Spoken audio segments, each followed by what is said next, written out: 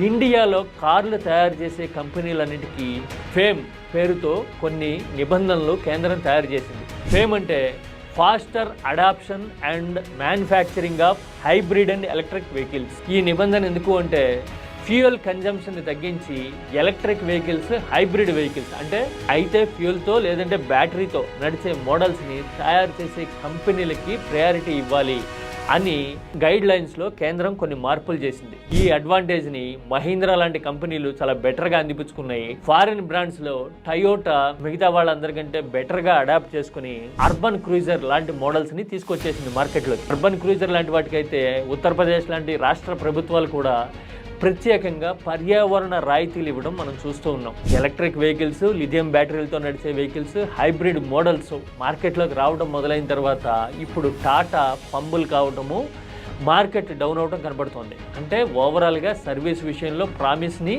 Hold చేసుకోలేకపోయారు. Very poor service Tata Motors అనే ముద్ర పడిపోయింది. రెండోది ఫేమ్ రూల్స్ అండ్ రెగ్యులేషన్స్ వచ్చిన తర్వాత వెనకబాటు అనేది కనపడుతోంది.